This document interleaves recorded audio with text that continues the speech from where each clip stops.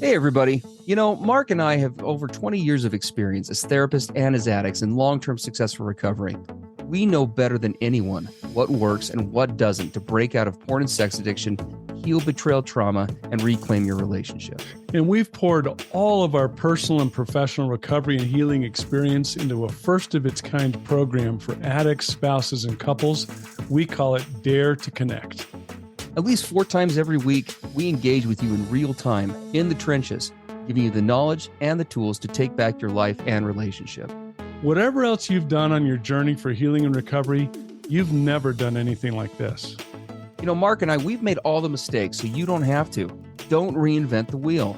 We all know tomorrow never comes. Look, don't wait one more day to change. Claim your free 2-week trial today at daretoconnectnow.com.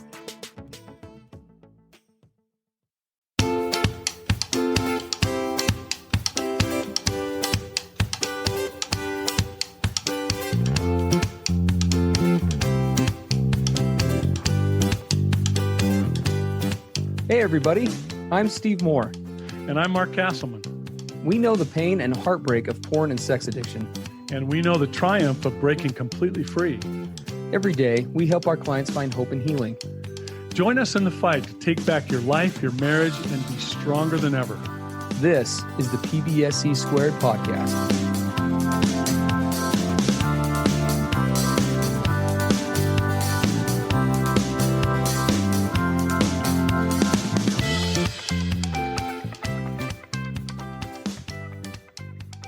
Hello again, everybody, for another episode of the PBSC podcast. It's Steve Moore and Mark Castleman here with you today for episode 217.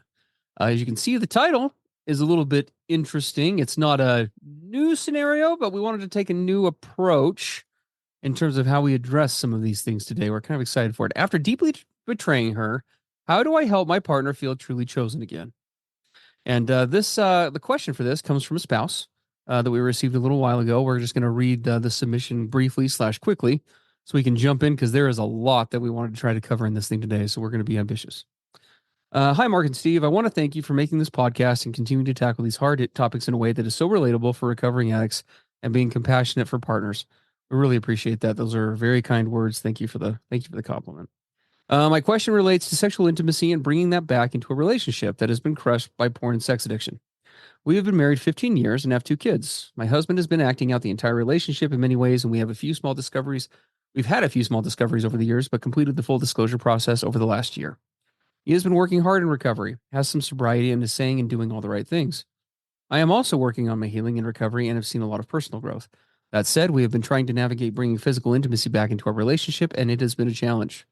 My biggest struggle is believing that he actually wants to be with me, is attracted to me, for me, and not because I happen to be a female living in his house and he doesn't have any other sexual outlets.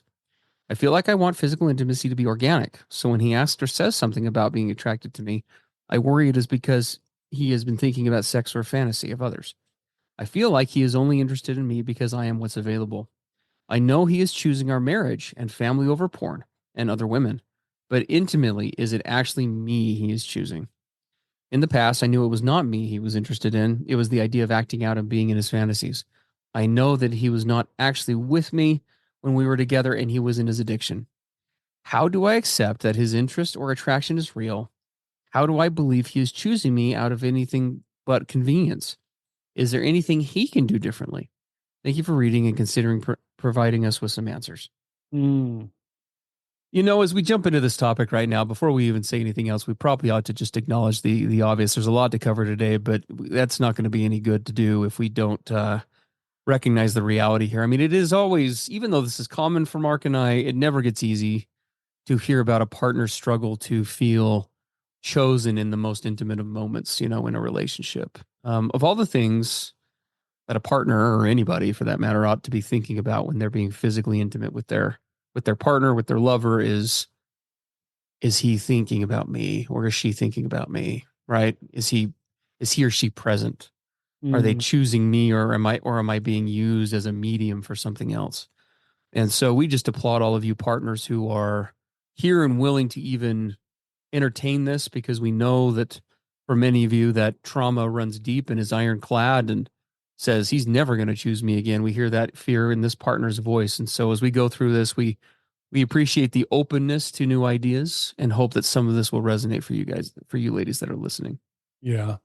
And we know how hard it is. And quite frankly, I mean, I'm just going to use words unfair. It's not, there's not a real sense of justice in it. The fact that two recovering addicts who have betrayed their spouses in the past are sitting on a podcast, and now we're gonna jump into all the things partners can be doing.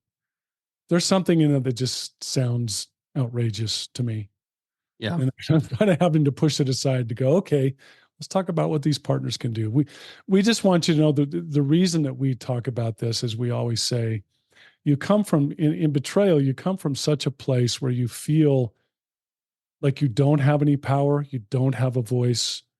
There's so many things that you don't have. And as we talk about things that you can be doing going forward, it's about empowering you.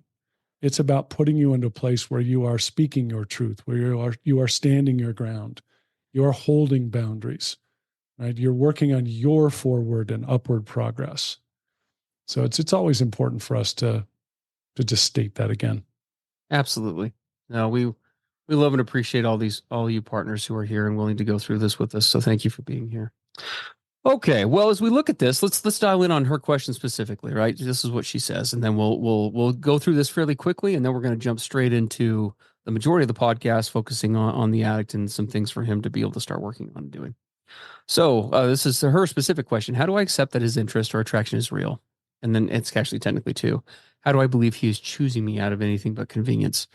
And there are a lot of things that go into this, right? And we're just again going to cover this very briefly because this isn't the main subject for today. We wanted to focus on because we do talk about this a lot in a lot of other podcasts. But the first thing that we definitely wanted to mention is you want to start with, I guess, the lowest hanging fruit first. Try focusing on immersing yourself and your partner, right? When you guys do things together in activities that are new and different experiences that also create opportunities for you to have different memories and for him to be able to show up and love out. In the love out is a term that we've coined that we use in our program. We're going to talk about that here in just a couple of minutes with the guys, but help him to love out in the relationship as we as you guys navigate this new quote unquote marriage 2.0. That could be new dates, it could be new hobbies, could be new experiences, new adventures. And that isn't to say, and we know that you can't just cut out everything you did in your old life or stuff pre-recovery, nor should you, right? It's not about getting rid of all those things that were hard or difficult because those still need to be navigated. But it is important that you're integrating into that emotional diet, right? An opportunity to create new, different memories, create new neural pathways, create that as a beginning base to kind of expand out from that can help your brain to see that, yeah, things could be different. Because it's so easy for it to just kind of feel bogged down, slogged down, where it's Groundhog Day over and over and over in the relationship. It just seems like we never come out of this dark place. Mm-hmm. And it is important to really mindfully consider creating new activities, new memories, new interactions with each other, so that it's not just all triggering stuff. Yeah, that's a really important point. There's another one you brought up, Steve, as we prepared for today that I see. It's understandable. I see a lot of it. We both work with partners who we talk about them having their own outside support system. And sometimes those outside support systems, by the very nature of what this is, can become pretty heavy. Where there are partners who are in support groups. Too often, their partners in addiction recovery are not doing their work sufficiently. Sometimes not at all. You'll hear about really difficult scenarios and then ultimate divorce in these groups, and sometimes they can really become downers, so to speak. Yeah. And I know from my experience, from betrayals in my early life, when I would get with support groups, boy, we found a place to finally be heard. But we would it could easily go overboard where that's all we talked about was the past pain, but there wasn't any discussion about how to go forward, how to really engage in a true healing process. And so we encourage always partners, it's fine to be in a group where you do speak your truth and talk about pain, but are you also having the opportunity to engage with people where they're working it and it's working? They're succeeding, they're having success. Partners are staying together, right? We're kind of like, find those winners, so to speak, get their mentoring and support, and then stick with them. So that's another thing that's really important.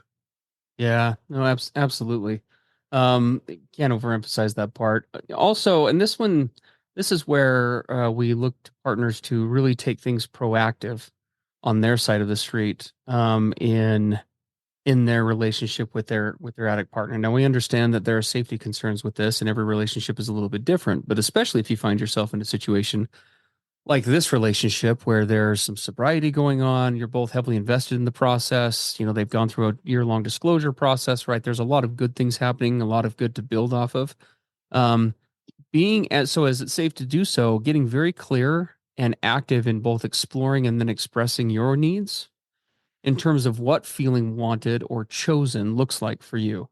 Mm-hmm. This is where we get into a little bit of love languages. We talk about this often in Dare to Connect. One of the best blessings but worst curses of a marital relationship is that you know each other better than anybody. And that can be really, really helpful in lots of ways and really hard in lots of ways. And one of the ways in which that can be difficult is once we get to know someone to that level, it's easy for us to just kind of shove that into the subconscious and just say, "Oh, well, I know what they need. I know what they want." Or And the the reality opposite is side of that coin is he or she should know what I want or what I yeah, need. I shouldn't have to exactly. say it. Yeah, you're absolutely right. And that mind reading element, that being the expert on the other person always gets in the way of this process. And that would be true with any relationship, right? Even a healthy one. People's needs and wants and what resonates for them varies over time, right? It changes. Um, when you're dealing with a relationship that's in the active flux of recovery, Mm, those needs and wants are changing really quickly. yeah. So being proactive and expressing, hey, when things really, I actually did this with Brittany a little bit just the other day. We're working on a variety of different things as we prepare for a new stage of life of hopefully becoming parents here soon and some other things. And as we've been working on those things, both of us have been trying to make an effort to say, hey, the way that you did that, that makes me feel less anxious about this possible process of having kids. Because both of us have some fears with it. We're both I'm in my 40s, Brittany's in her late 30s. We're kind of used to doing our own show. The thought of adding someone to this mix is a little bit terrifying. Mhm. So, those are the kind of things that any coupleship needs to be doing, right? We need to be expressing both, hey, that what you're doing is working for me, but also on the flip side, if there are things that are not, finding a way to lovingly express that. Hey, I really appreciate the effort behind this, but either that's just really triggering for me, or that just doesn't speak to me in the way I think I'm needing right now. And being able to be each other's loving guide in that is really critical. And we're going to talk here in a few minutes about what it takes, for example, for an addict in recovery to be able to hear his partner express such raw, authentic things. It was very hard for me when my wife started to speak her truth, for me not to go defensive, stoic, shut down, get angry, get reactive. So we'll talk about that. Another extension of this, also this speaking your needs clearly and expressing what it means to be, chosen and wanted. Her specific question, his partner wrote in with regard to their physical intimacy. Yeah. How do you handle that? Well, this speaking truth and authenticity comes right into that physical intimacy place. Um, for example, one of the things was enormously difficult but super important for me was the place if my wife and I were being physically intimate and this is when I was well into recovery, and she would notice something that was old history, an old habit of Mark's, where she could see that I wasn't fully present with her. She could see that I was kind of skirting the line on pushing for some kind of behavior that she wasn't comfortable with. Something that appeared to be more of Mark's old addict self was starting to creep in. And just having given permission to each other to gently but firmly push the pause button right then to stop and to openly talk about it. Yeah. Now, I will tell you that for an addict, that is crazy reactive territory. that did not go well before I had the skills and had done my personal work and really progressed on my recovery path. If she were to have stopped sex right in the quote heat of the moment and done that, it would not have gone well. But that is an essential part of this, getting to that space. No, I love what you're saying. And that is the kind of stuff that we're talking about, right? Even in those moments where we would think, oh, I'll just let this sit, you can't afford to. As much as safety allows in the relationship, and even pushing into that in an uncomfortable but healthy way requires, we need to be having those conversations in real time, wherever possible, right? So that we can relearn these new patterns and these new ways of doing things. A huge part of the skill set. And then Yeah. the last thing around that, and again, we have lots of podcasts on this, so we're not going to flesh this out today, is being really good at proactively setting and holding boundaries that are reflective of what your needs are as a partner. Right? Whatever those are, vocalizing those, finding your voice around them, speaking your truth around them, whether that's through email, writing it out, discussions in daily check-ins, um, learning those skill sets in D2C, daretoconnectnow.com. We'd love to have you come and grab a 2-week free trial. Please come on over. Wherever you get it, right? That would be a great thing to do. Well, So, and especially if a partner is starting to feel, sufficiently safe to express her needs and how she feels chosen and what she needs from her partner to feel chosen, when that's not happening, has she pre-established healthy boundaries around that, that she will not just go along to get along or shut down or rage and get angry. She'll just simply hold boundaries, healthy boundaries around what she has expressed she needs to be chosen. And if that mhm. isn't happening, she will hold her boundaries. Yeah, absolutely. Yeah. Absolutely. Okay, well, we're going to shift gears now because these podcasts they go quick, and we're going to be moving through this really fast as well. So brace yourselves, take some notes, go back and listen again if you need to. Or the other option is come get that in-depth help at daretoconnectnow.com. We'd love to have you come join us. Look at that. 2 plugs in like 30 seconds. Some of you are going to Yeah, hate yeah. me, but that's okay. It is what it is. So let's talk about guidance for the addict, right? Is there anything that he can do differently? And the answer to that is a resounding yes. That's the question she asked, right? And there's this beginning part. Mark is actually really good about talking about this. The grand setup that we addicts struggle with around in terms of various attitudes and things, be it around sex or otherwise. I'm gonna let Mark talk about that for just a second before I jump into a few things. Oh man. So and guys, all the guys listening, I know that this can be hard to hear. So I just want you to know I have compassion for all of you because this was crazy hard. I first of all I rejected it outright for many years. But here's what I had to decide that I was willing and open to accepting as my part in the relationship with my spouse. I was raised in the pornography production capital of the world, San Fernando Valley, California, just outside LA. I cannot begin to tell you the saturated, sexualized culture that I grew up in from the youngest age I can remember. Mm, My brain was filled with so many stereotypes, attitudes, behaviors, habits surrounding human sexuality that I call it sex miseducation. From pornography, from the culture, from my peers, from the media, living right there near Hollywood, all of it created one big giant sexual attitude stereotyped mess that I brought mm, into my marriage. I had to come to grips with the fact that that's what I brought to the relationship and be willing to have my eyes wide open about various things that I needed to decide to notice and challenge and stand up to inside my old paradigms. And there was yeah. a lot. Objectifications, how I saw my wife, the female servicing the male, the right sex, if you're having the urge, you just go and engage in it. I mean, the be all end all in the relationship, the gauging how the rest of your relationship's doing by how great the sex is. I mean, that's just a few of 100 different things that I brought into the relationship. Guys, we can't fix what we can't see. We can't correct what we're not willing and open to bring out into the spotlight to say, you know what, this really isn't healthy. I'd like to adjust this. So that's the first thing that I would throw out to the guys listening. No, I love that. Well, and And in with that, we won't say too much about this because again, time is short. But and we talk about this all the time. I mean, we just emphasized and did a huge spiel on this in Dare to Connect the last week. We it cannot be emphasized enough. Support system, support system, support system. Okay, Mm, yes. you have to have an outside support mentoring system. I think I got a little irreverent. It was either in Dare to Connect or on here in our last podcast a couple of times ago. I'm going to do it again. We don't do many. I am not an ultimatum guy in this process, but I'm just going to tell you right now: if you don't have a support system, you're doing this process wrong. Period. That there are very few edicts like that we would ever issue because everyone's system is so unique. Guys do not get better. You do not get better from an attachment disorder staying unattached. Okay, it's impossible. And you don't get better continuing to rattle around in your brain and bounce all this stuff off yourself. No, What do we say in recovery? Our best thinking got us in these recovery chairs, exactly. right? You've got to get outside.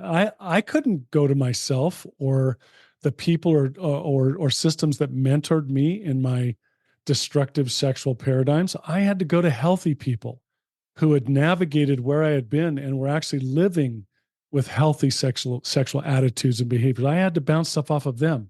For Hey, sure. does this sound right or normal to you?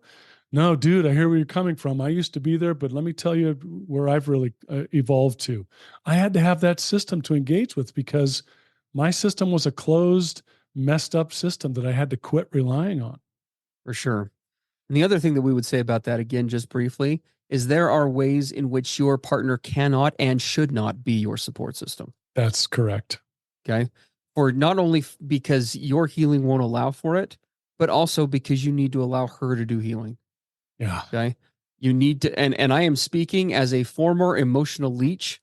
Stop leeching off of your partner if you're doing that. We're two recovering leeches telling you to not be leeches. We Well, know what it's like to not want to share. We know what it's like to not want to open up to guys. We want to know, as I said to our D2C group the other day, a little bit irreverently, I stuck out my hand in a handshake motion. I said, "Welcome to recovery. I'm Steve," because that is part of the cost of this process is getting uncomfortable. Okay. and the and the Um, and the thing is, Steve, when I was relying on my wife as my support system, I could not trust myself to yeah. go to her without gaslighting coming into the picture, without manipulation, without all of my old habitual tendencies. I just couldn't guarantee that I was going to be free of those going to her. Well, I It agree with wasn't going to that. happen. Well, and to add to that, let's say in theory that a guy could do that, which I would agree with you is like trying to shoot the moon with a 22 rifle. But if you could somehow pull that off, even if you could, again, in a lot of ways, she can't be that for you. She's not supposed to be. Guys, we need to be cognizant in a loving, non-shame way. She got where she was because of us. It is not her job to fix you. Right. She's your partner. She's your wife. She's not your counselor. She's not your therapist. She's not supposed to be. She's not your Get accountability partner. She's not exactly. a Get sponsor. a support system. She's not supposed to be the one running the show with your filtering software. It's time to, again, we know it's uncomfortable. We know it's terrifying. We know it feels downright unsafe. Get creative and find a system. Here I am Right. saying we're not going to spend much time on it and we're totally diatribing on it. So we're Well, going to move on. But again, we that's will just end it where we started. If you don't have one, your recovery program process is off. Okay. yeah, Get one. for sure. All Having right. said that, there's another critical part of this that took me a long time to be willing to open myself to. Whether or not I was truly choosing my partner in various situations and circumstances had everything to do with what I was doing or not doing prior to that moment of choosing. What do I mean by this? If you're going to truly choose your partner, guys, I mean sincerely from the place of your heart and true intention and integrity, you're going to choose her. That process of choosing starts before you get into that real life situation to do the choosing. What do I mean by that?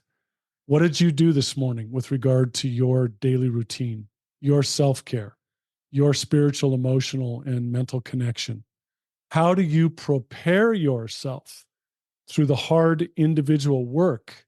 How do you prepare yourselves to be able to truly choose your partner in any given moment? If you don't do the work before you get to that moment of choosing, your chance of success is really, really diminished. Absolutely. For me, I would have to say it was practically impossible. If Yes. Mark hadn't done his individual work, he was not going to show up in a situation with his wife to truly, truly choose her. Yeah. Well, and it's for me, what that speaks to is really seeing your partner. That's the question I would throw out to each of you. This is a topic that's bubbling in my brain for a D2C episode soon. I know a lot of our D2C subscribers are listening to this too. So, um, when was the last time you really saw your partner? We Mm. talked about this briefly a couple of weeks ago, but it's been still bouncing around in my. It's like a bee in my bonnet. So, we're probably going to do some more in-depth work in D2C on it. But when was the last time you really saw your partner? And what Mark does and it I have mean? both put in a tremendous amount of effort into this, and we don't pretend to be perfect at it. But I am so grateful that I've been able to develop out a skill set. When I think about Brittany, I could go on for 15 minutes about the amazing qualities Brittany brings into my life, into our house, into the grace that she has, the poise that she carries, the patience she exhibits, the love that she shares. I mean, Brittany has taught me more about those qualities than Sunday school, family, friends, any of them ever did. And I love all those things. They don't hold a candle to what my marriage has done that way because she has, I mean, the way that she carries herself, her confidence, her willingness to see hard things, her quirky sense of humor. I mean, all of those things. I haven't even gotten to how hot she is, and she's crazy hot. Well, I was just going to Like, say, you all heard Steve's big giant description? Did you notice what was not mentioned at all? None of her physical attributes, nor anything about sex. Not a single word till the end. But yes. till the very end. And I can honestly tell you that that's not the first thing that comes to mind. But again, that took a lot of work. I wish I could Mhm. sit here and tell you like Steve's just some Don Juan. That's not how my addict brain used to work. No. That's not how Mark's addict brain used to work. He Mm-mm. feels the same way about LaDon. And we have conversations about that often, guys. So what Mark is saying is true. If you're waiting to practice that until then, you're doing it wrong. This involves daily gratitude lists, sitting down and writing your wife notes. Practice expressing those things in situations where things are just safe and normal, right?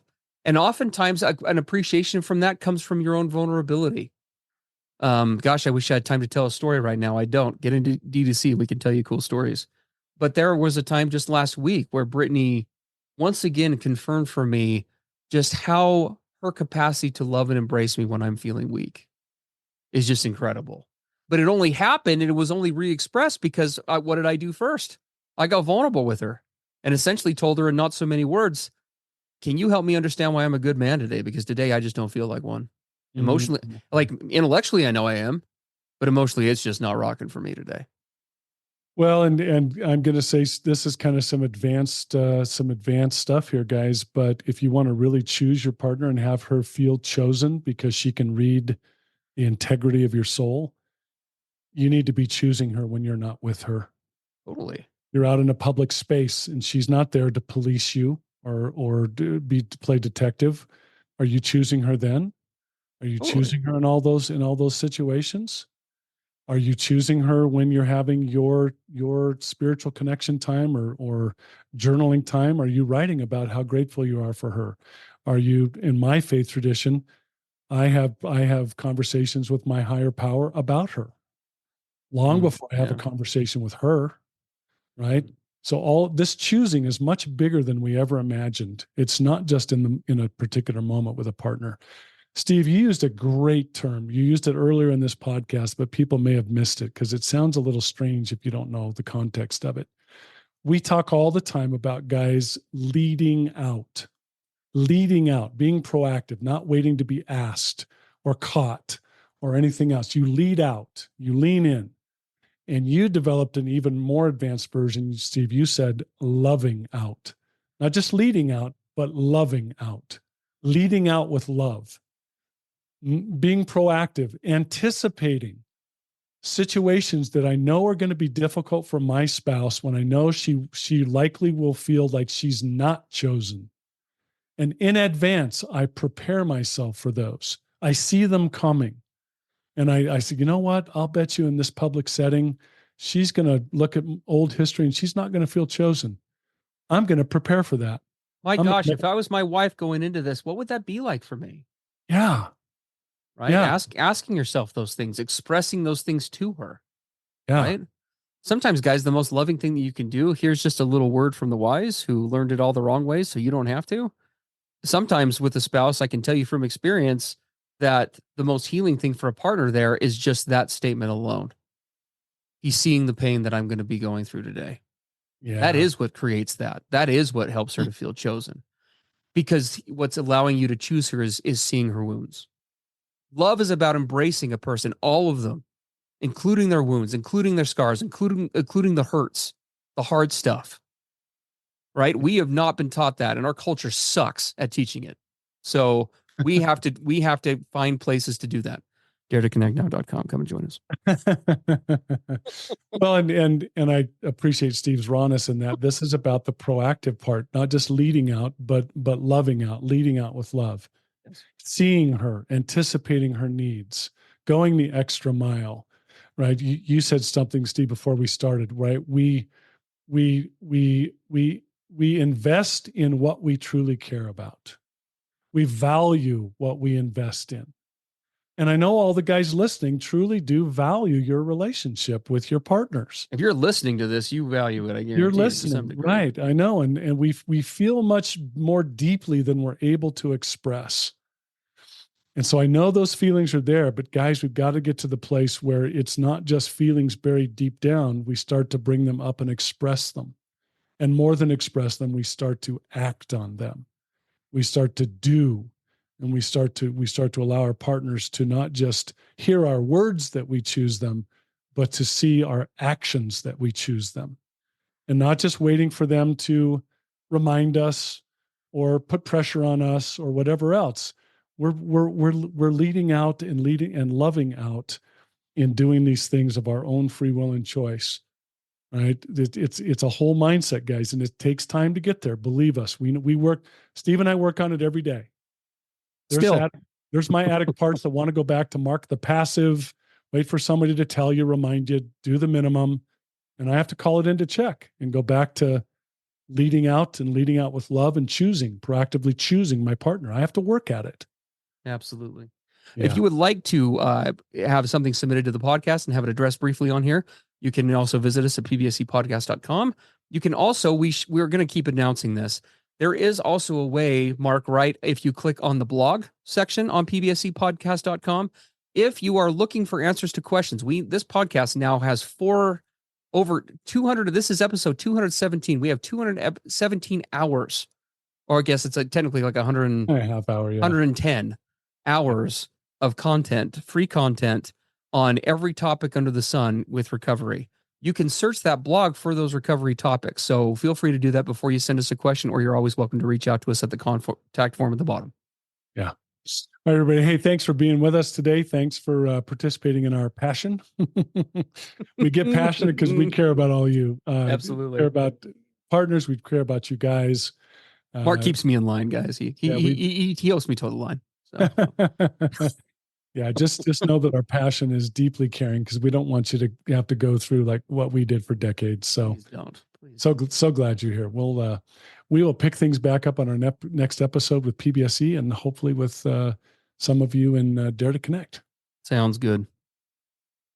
Everything expressed on the PBSE podcast are the opinions of the hosts and the participants, and is for informational and educational purposes only. This podcast should not be considered mental health therapy or as a substitute thereof. It is strongly recommended that you seek out the clinical guidance of an individual qualified mental health professional. If you're experiencing thoughts of suicide, self-harm, or a desire to harm others, please dial 911 or go to your nearest emergency room.